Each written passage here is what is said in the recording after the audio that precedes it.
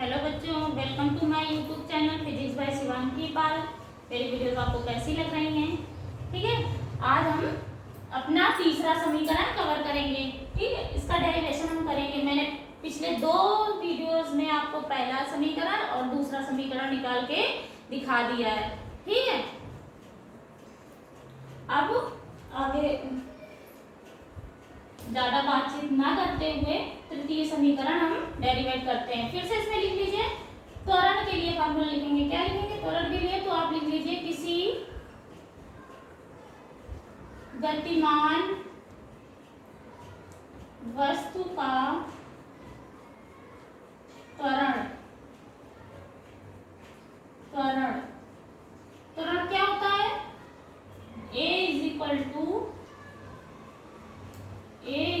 होता है dv upon dt।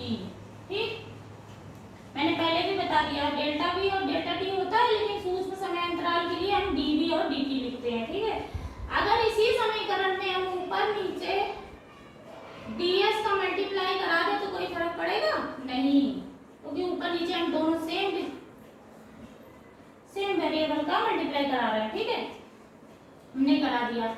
अब थोड़ा सा ट्विस्ट देखिएगा, क्या करेंगे हम? इस वाले ds को इसके नीचे ले आते हैं।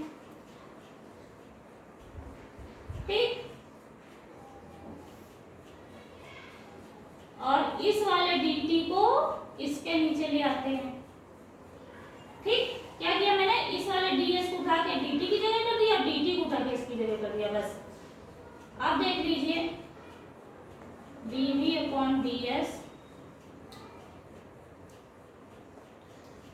ये क्या हो गया हमारा? ds अपॉन dt क्या हो गया? v। क्या हो गया? v। ठीक है, इस ds को उठा के इधर ले आएंगे। a ds is equal to हो गया v dv। ठीक,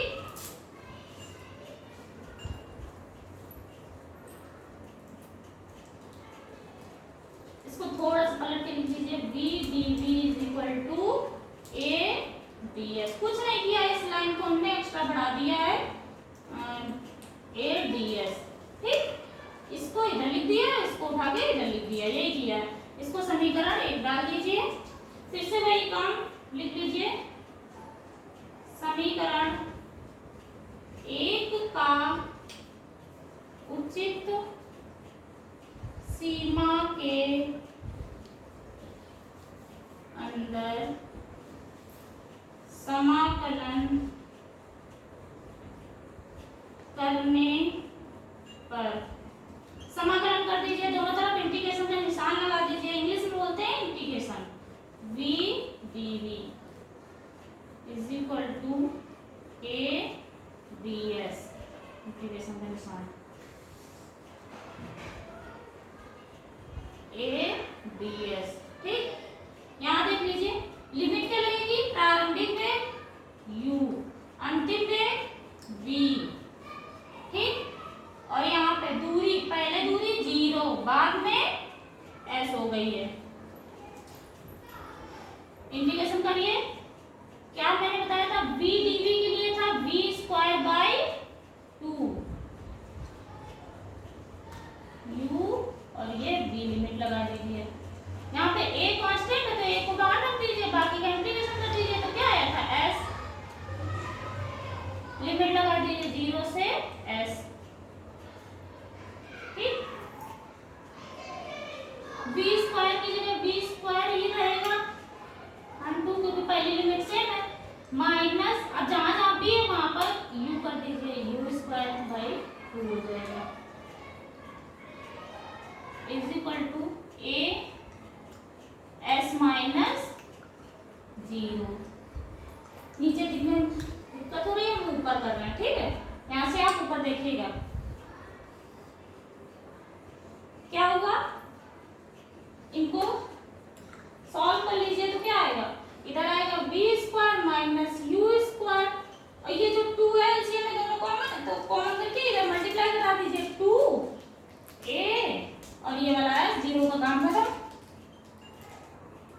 अच्छे से लिख लीजिए, v square is equal to u को इधर ले जाएंगे प्लस में हो जाएगा u स्क्वायर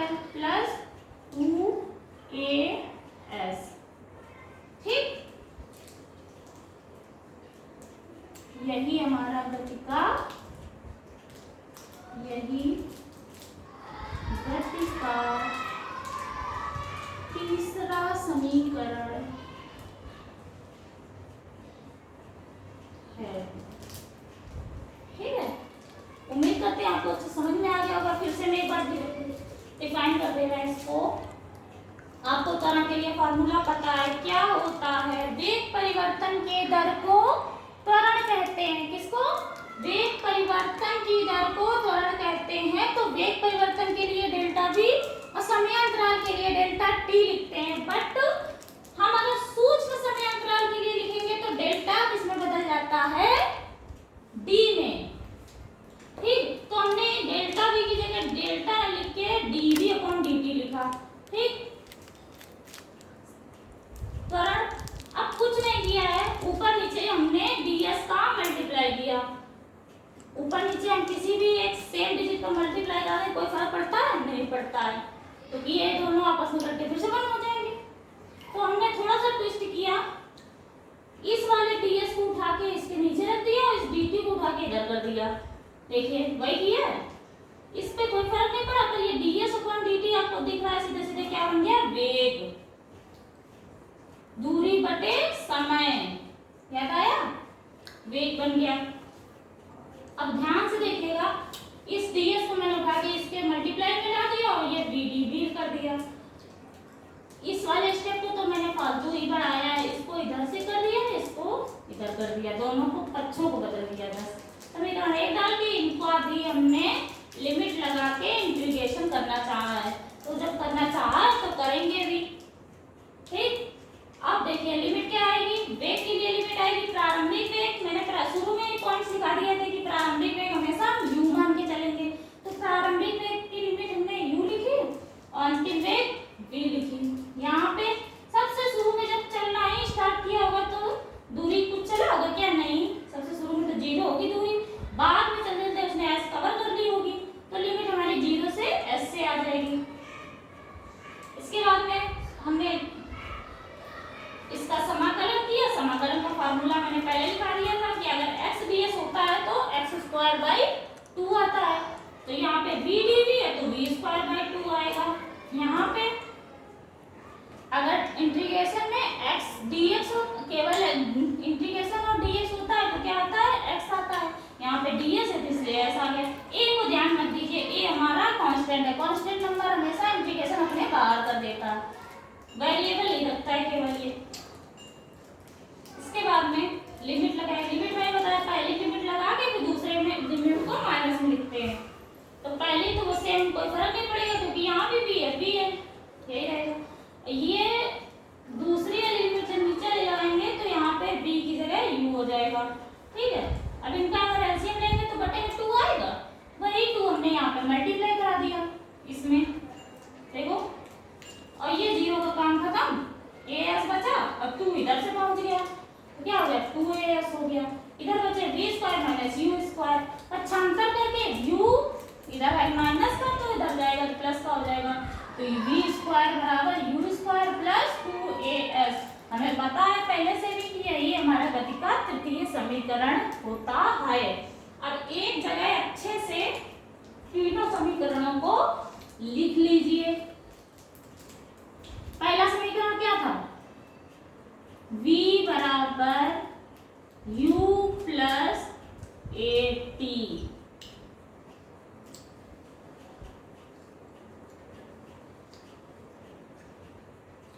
दूसरा समीकरण क्या था?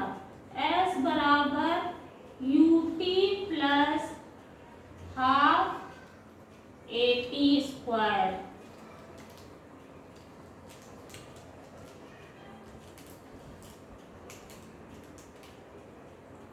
तीसरा समीकरण क्या निकल के आया? v² = u² + 2as। उम्मीद है आपको तीनों समीकरण अच्छे से समझ में आ गए होंगे। अब आपका काम है इन तीनों समीकरणों को अच्छे से रट डालना, क्योंकि इन्हीं पे आधारित प्रश्न हम आगे की वीडियो में कराएंगे। ठीक है, देख लीजिए अच्छे से। जब भी हमें इन वेरिएबलों में से जो वेरिएबल अवेलेबल होंगे उस हिसाब से हम इन तीनों में से कोई एक समीकरण का यूज करके हम अपना जो अननोन वेरिएबल होगा उसका मान निकाल लेंगे। मान लो आपको v दिया, u दिया, a नहीं दिया है और समय दिया है, तो आप क्या करेंगे? फटाक से ये वाला लगा देंगे, हो जाएगा। टी नहीं दिया है, वी दिया, यू दिया, टी नहीं दिया और एस दिया, टी की जगह तो आप ये वाला लगाएंगे थोड़ा निकालने के लिए। ठीक है, तो हम अपने क्वेश्चन के आधार पर इन तीनों को एडजस्ट करते हैं कि कहाँ पे कौन सा सुटेबल होगा। अब पता लगा हमें लगाना ये वाला है, हम फालतू में ये वाला लगाए पड़े हैं, तो हमें इसमें एस की भी जरूरत पड़ेगी। तो हम सोच रहे हैं एस नहीं दिया है तो क्या करें, तो हमें दिमाग में ये तीनों फॉर्मूले रखने पड़ेंगे कि कब कौन सा लग रहा है। अच्छे से देख लीजिए, उम्मीद है आपको मेरी वीडियो अच्छी लग रही होगी। ठीक है, मिलते हैं अपनी नेक्स्ट वीडियो में। आप मेरा थोड़ा सपोर्ट कीजिए प्लीज, जिससे मैं और अच्छी वीडियोज आपके पास ला सकूं। ठीक है, थैंक यू। अच्छी लगे तो शेयर करिए आपके दोस्तों में, अपने ज़्यादा से ज़्यादा शेयर करेंगे तो मेरे सब्सक्राइबर्स बढ़ जाएंगे।